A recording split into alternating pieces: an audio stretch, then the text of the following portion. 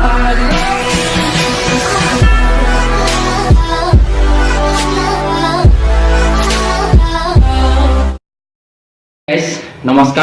মোৰ নাম বিকাশ শইকীয়া আৰু আপোনালোকক আমাৰ চেনেল BS মাইণ্ডছেটলৈ স্বাগতম জনাইছোঁ। এইবাৰ মোৰ ভিডিঅ'টো হ'ল সঁচা ভালপোৱা কি, গতিকে আহক আৰম্ভ কৰোঁ। ভিডিঅ'টো আৰম্ভ কৰাৰ আগতে এটা আগৰবাৰৰ দৰে সৰু কাহিনী ক'বলৈ ওলাইছোঁ। কাহিনীটো মই ক'ৰবাত পঢ়িবলৈ পাইছিলোঁ। এজন ল'ৰাই ঘৰত সদায় কাজিয়া কৰিছিল, তাক এখন বাইক লাগে আৰু মাক দেউতাকৰ লগত সদায় সি কাজিয়া কৰি থাকে। এদিন তেনেকৈ সি ঘৰৰ পৰা কলেজলৈ যাবলৈ ওলাইছিল। তেনেকৈ মাকে তাক ৰখাই ক'লে যে বোপাই ভাত কেইটামান খাই যা, 3 দিন ধৰি তই একো খোৱা নাই।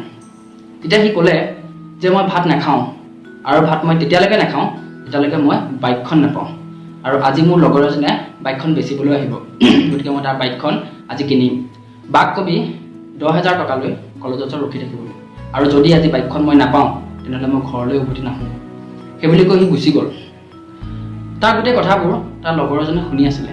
তেতিয়া লগৰজনে ক'লে যে তোক মই কেইটামান প্ৰশ্ন কৰিম, তই তাৰ সঁচা উত্তৰ দিবি। সি ক'লে ঠিক আছে। তাক প্ৰথম প্ৰশ্নটো সুধিলে যে তহঁতৰ ঘৰত সকলোৱে কিমান সময় কষ্ট কৰে।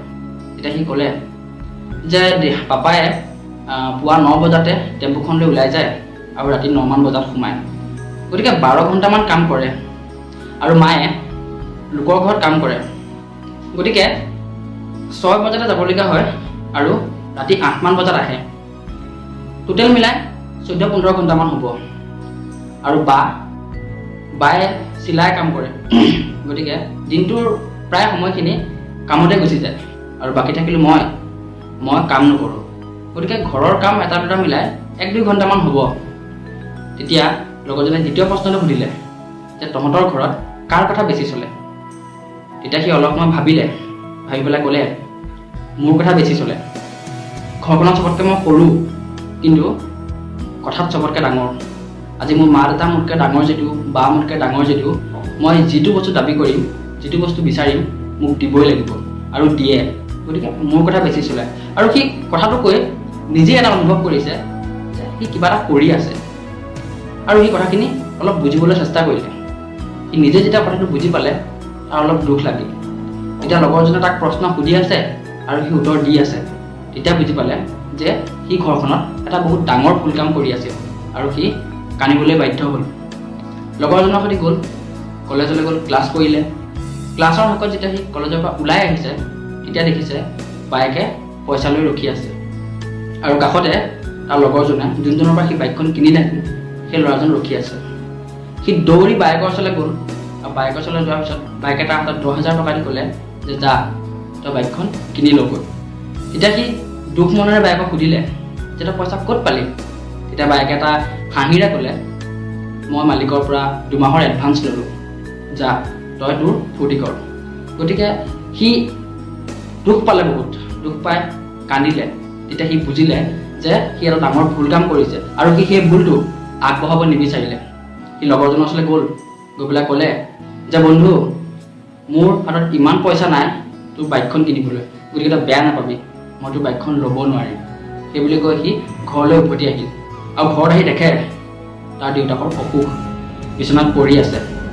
সি দেউতাকৰ টেম্পুৰ চাবিটো লৈ পেলাই মাকক ক'লে যে মা, আজিৰ পৰা মই কলেজ ছুটিৰ পাছত দেউতাৰ টেম্পুখন চলাওঁ, দেউতাক কবি অলপ ৰেষ্ট ল'বলৈ। সেইটোৱে আমাক এটাই শিক্ষা দিয়ে যে সঁচা ভালপোৱা আচলতে কি। আমি ভাবোঁ এজনী ছোৱালী বা এজন ল'ৰাক ভাল পোৱাটোৱে সঁচা ভালপোৱা, আৰু মই নহয় বুলিও নকওঁ, কিন্তু আমি প্ৰথম ভালপোৱা শিকিছিলোঁ আমাৰ নিজৰ মা দেউতাৰ পৰা।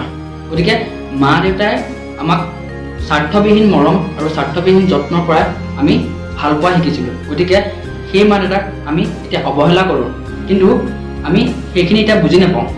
বুজিম তেতিয়া যেতিয়া আমি নিজে দেউতাক বা মাক হ'ম।